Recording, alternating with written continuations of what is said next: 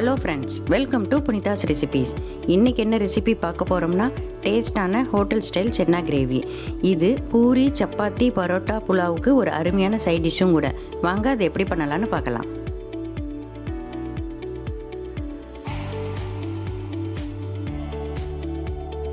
First ஒரு வானலில் 3 table spoon அளவுக்கு எண்ணெய் சேர்த்துக்கலாம். எண்ணெய் நல்லா காஞ்சதும் இப்போ தேவையான மசாலாவை சேர்த்துக்கலாம். நான் இங்கே 2 பட்டை, 4 லவங்கம், 2 ஏலக்காய், கொஞ்சம் கல்பாசி, ஒரு பிரிஞ்சி இலை, 1/4 டீஸ்பூன் சோம்பு, 1/4 டீஸ்பூன் ஜீரகம் சேர்த்துருக்கேன்.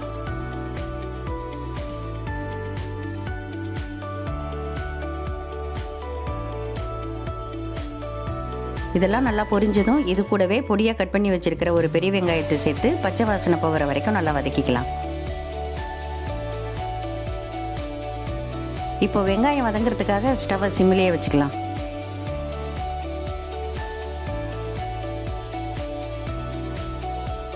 இப்போ வெங்காயம் நல்லா வதங்கினதும் அது கூடவே 2 பச்சை மிளகாய், கொஞ்சம் கருவேப்பிலையும் சேர்த்துக்கலாம்.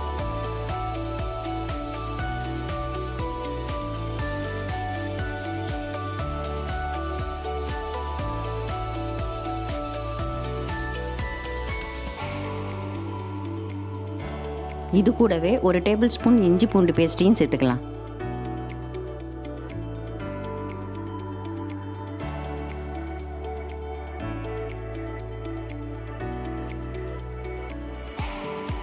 இது கூடவே அரைச்சி வச்சிருக்கிற 3 மீடியம் சைஸ் தக்காளியை சேர்த்து நல்லா வதக்கிக்கலாம்.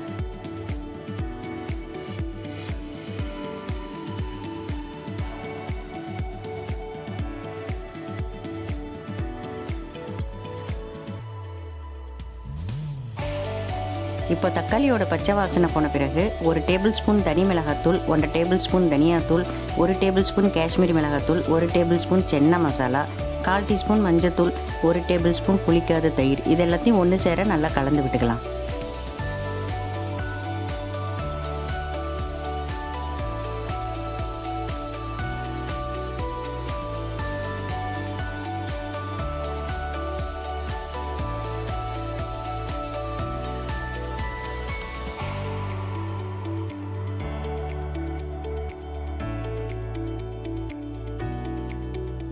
அடுத்து தேவையான அளவு உப்பு சேர்த்துக்கலாம்.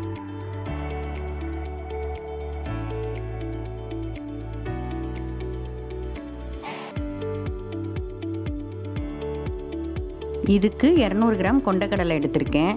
இதை 8 மணி நேரம் ஊற வச்ச பிறகு குக்கரில் 4 விசில் விட்டாலே இந்த பதத்துக்கு வெந்துடும். இப்போது இந்த தண்ணியோடவே இதில் ஆட் பண்ணிக்கலாம்.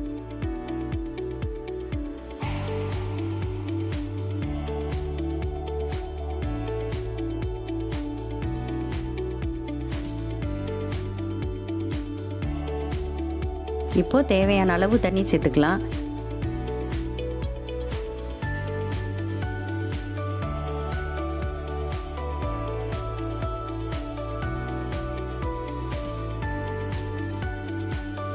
கிரேவி கொதிக்கிறதுக்காக 10 நிமிஷம் லிட்டை போட்டு மூடி வச்சிடலாம்.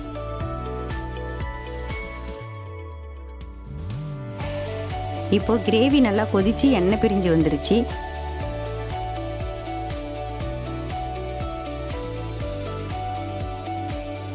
கடைசியாக 1/2 டீஸ்பூன் சர்க்கரை, கொஞ்சம் கஸ்தூரி மேத்தி, 1 ஸ்பூன் பட்டர் சேர்த்தா அருமையான டேஸ்டான ஹோட்டல் ஸ்டைல் சென்னா கிரேவி ரெடி.